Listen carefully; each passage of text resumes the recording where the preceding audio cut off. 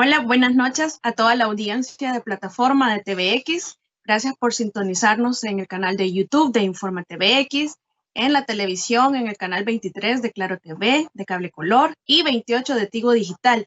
También ya está habilitado y ya todo lanzado desde hace un par de meses el stream de TVX, tvx.com.sv, donde también nos pueden sintonizar en este mismo instante que se está transmitiendo el programa a las 7 de la noche todos los días de lunes a viernes y en general todo el día pues se está transmitiendo el canal de TVX. También la invitación que siempre les hago, que visiten la página de plataforma de TVX de Twitter y nos dejen su like para que estén pendientes también los tweets sobre el programa de cada noche a las 7 de la noche que se van publicando en el canal, en el perfil de Twitter de plataforma-SV. Igual en la página de plataforma SV de Facebook.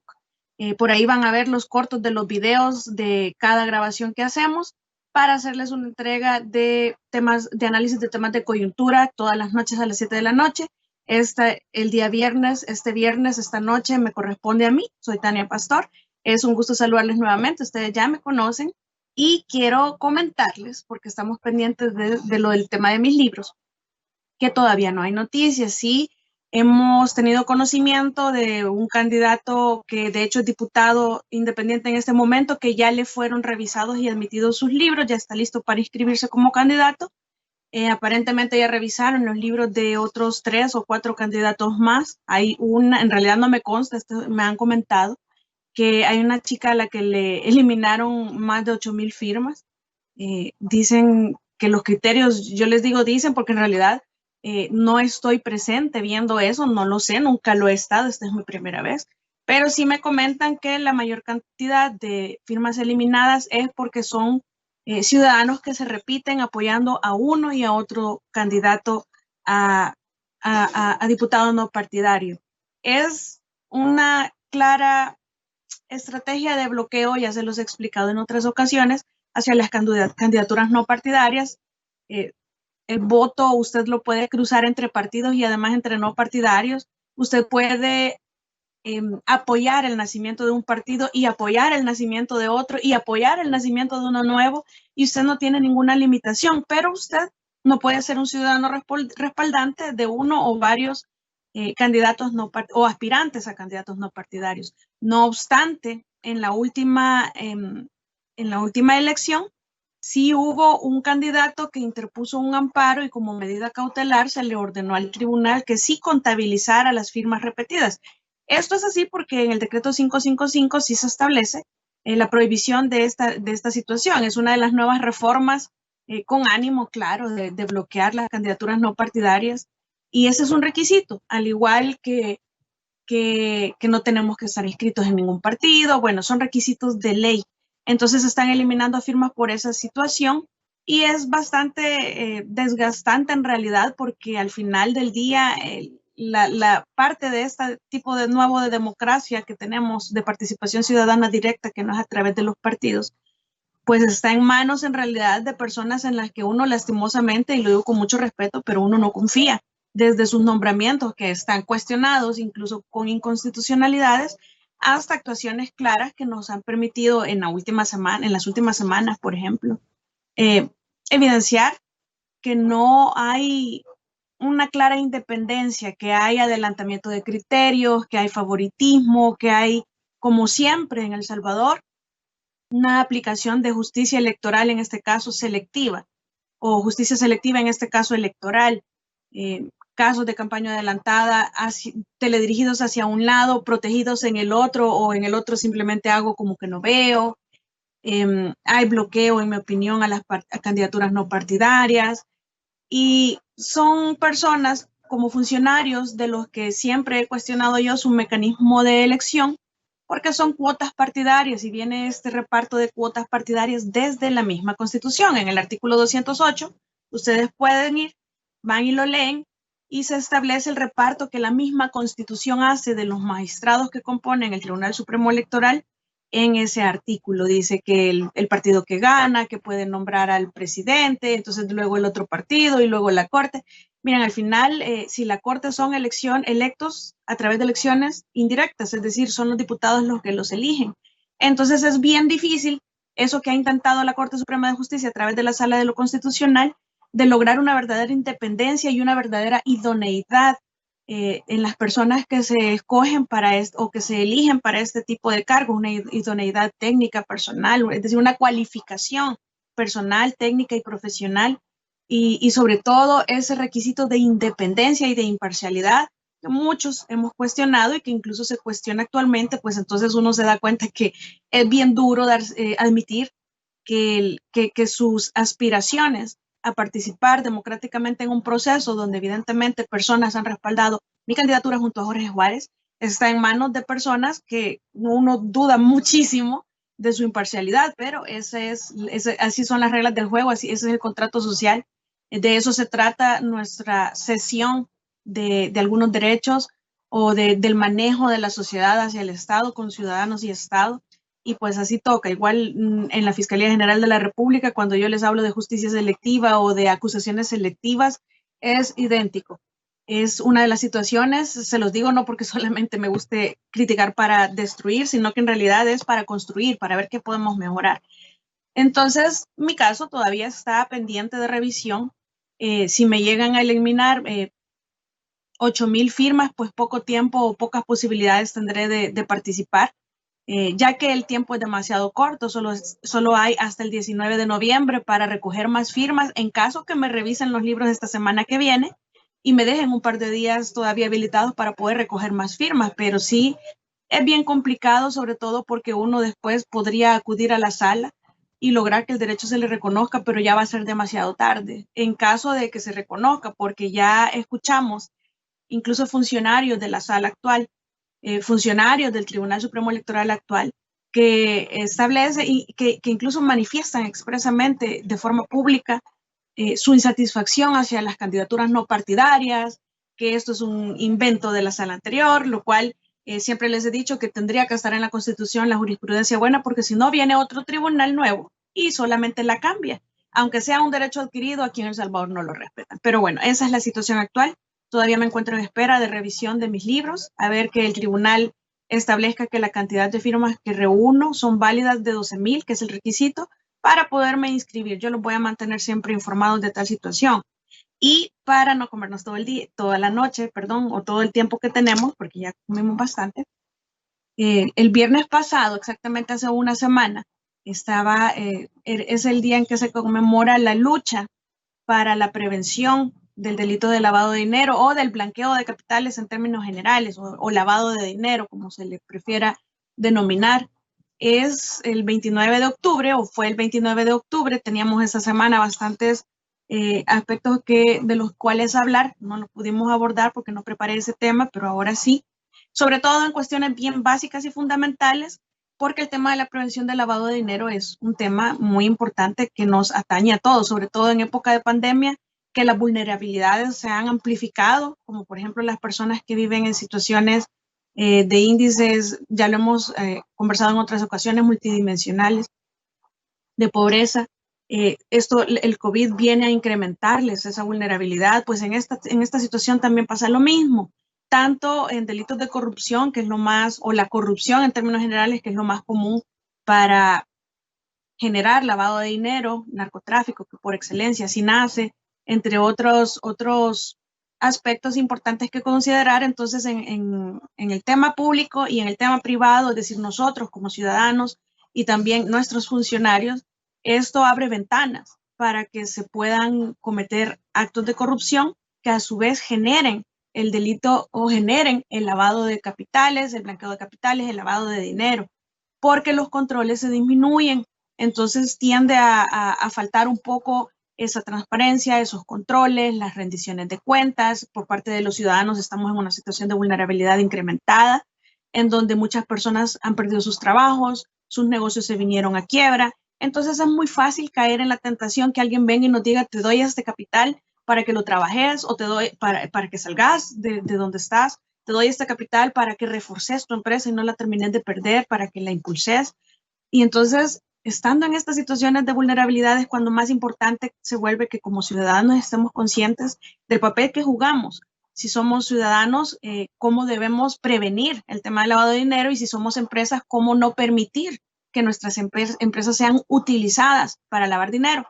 Y casualmente la semana pasada me hicieron 3 consultas en este tema, y es bien fácil meterse en un lío bien complejo, porque la fiscalía no anda siendo bastante profundo a la hora de congelarle los bienes y los dineros a alguien cuando hay un reporte de operación sospechosa o cuando hay una sospecha fundada, llamémosle así, que ellos consideren suficiente para congelarle los bienes a una persona. Es decir, ellos tienen esa potestad y mucho depende en realidad del comportamiento que nosotros hagamos de nuestras finanzas y de nuestros productos financieros y de nuestras empresas y de nuestras costumbres, de nuestras diligencias, etcétera.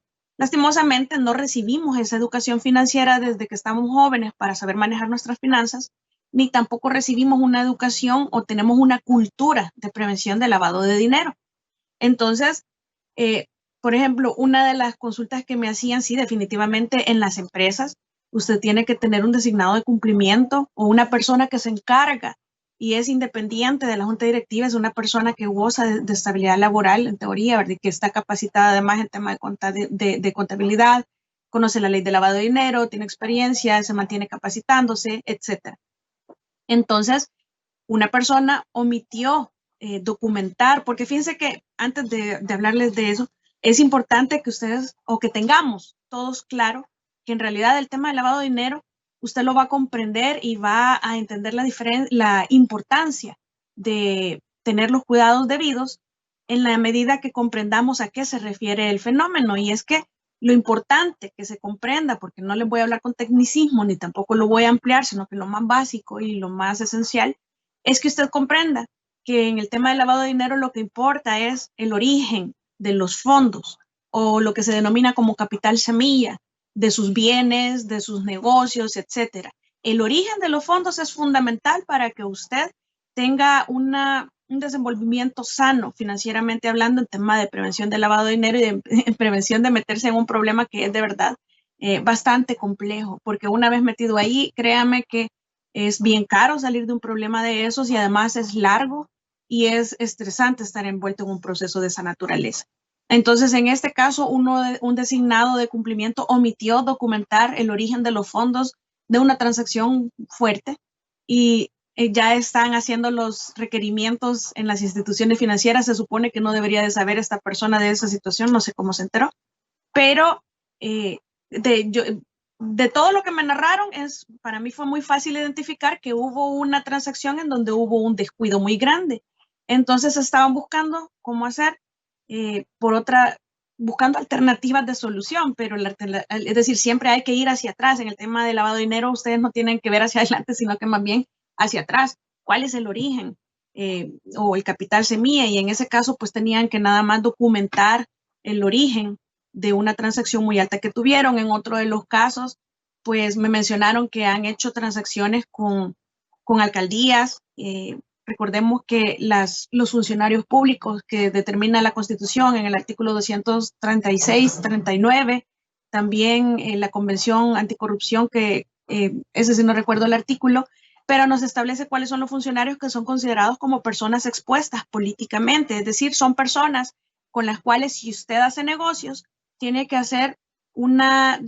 tener una diligencia amplificada o incrementada, es decir, hay un término de debida diligencia que se maneja en lavado de dinero, que consiste precisamente en que usted, y aplica una política de conoce tu cliente, de que usted conoce la persona con la que está haciendo transacciones, con la que está haciendo negocios, y usted debidamente documenta el origen de los fondos de la persona con la que usted que le va a pagar a usted o con la que usted va a hacer negocios, porque recordemos que todo esto es un enfoque de riesgos. Entonces la banca y todas las personas lo van a ver a usted como un riesgo si usted no documenta este tipo de situaciones. Si usted va a pagar, tiene que evitarle el problema a otro.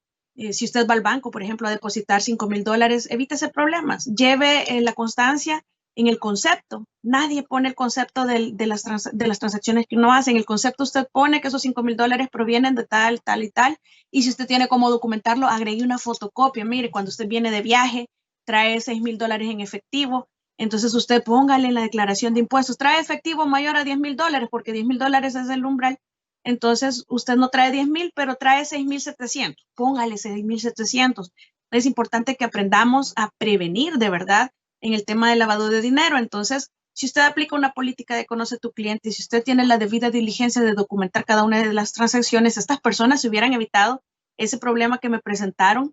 Bien sencillo, nada más es de documentar y conocer un poquito, porque estas personas expuestas políticamente, usted tiene que tener una diligencia todavía incrementada, mayor, amplificada, porque son personas que manejan fondos públicos y que es más fácil que a usted le hagan un reporte de operación sospechosa, porque en uno de los casos es precisamente, considero yo, que hizo demasiadas transacciones y que no han sido reportadas. Usted tiene que entrar, van a ver en un link de acceso en este video a la página de la UIF, de la Unidad de Investigación Financiera de la Fiscalía General de la República, y en el artículo, me parece el 6, ya no recuerdo exactamente, no, el 9, de la ley de lavado de dinero, es importante que la traten de ojear, están las personas, artículo 2, que somos sujetos obligados a tener todo este tipo de precauciones.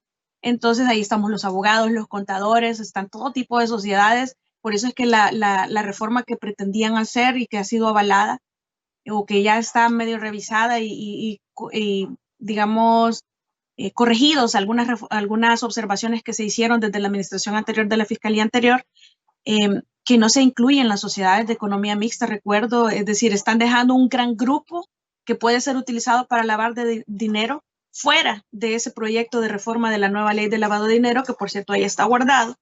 Pero entonces lo importante es que usted conozca todas estas situaciones, son términos sencillos, si usted trata de recordarlos así como se los estoy explicando. Esa política de conoce a tu cliente es usted conozca siempre con quién está haciendo transacciones de negocios. En los bancos, por eso es que usted firma una declaración jurada en donde usted establece no cuál es su salario, pero de dónde provienen los fondos con los que usted apertura la cuenta, de dónde provienen los fondos con los que usted va a alimentar esa cuenta, cuáles son los montos que usted mensualmente va a estar movilizando, etcétera. De forma que si usted, por ejemplo, eso le crea a usted ante el banco, por ejemplo, un perfil financiero, un perfil económico. Entonces, eso, si usted abrió su cuenta en la sucursal de un banco ubicado en X lugar y usted va siempre a hacer transacciones a ese lugar, pero de pronto usted hace un par de transacciones en San Miguel y las hace en efectivo y por cantidades grandes y no documenta bien el origen de los fondos, es decir, eso lo saca usted de su perfil que el banco le ha elaborado cuando inició relaciones con usted como cliente, no como usuario, porque el usuario es alguien eventual que llegó al banco, como cliente. A usted le hacen un expediente y documentan todo eso. Entonces, si usted varía su comportamiento financiero sobre sus productos financieros con ese banco, entonces usted está alterando su perfil y eso despierta alarmas o alertas hacia los oficiales de cumplimiento, las oficialías de cumplimiento, y probablemente lo van a terminar reportando a la Fiscalía General de la República. O, por ejemplo, si usted suele hacer únicamente depósitos de 3,000, 2,000, 3,000 y de pronto hace 3 depósitos consecutivos de 15,000, al siguiente mes hace otro de 15,000, al siguiente mes otro de 15,000, es decir, algo que no es normal en su comportamiento, va a despertar una alerta. Y es muy importante porque sobre todo en época de pandemia, muchas personas, colegas míos, me consta, muchísimos, cambiaron su giro en sus declaraciones, es decir, se fueron a inscribir a Hacienda, en el IVA nosotros aparecemos como actividades jurídicas, como notarios, etcétera. Pero muchos ampliaron su actividad jurídica y se dedicaron a la venta de insumos médicos.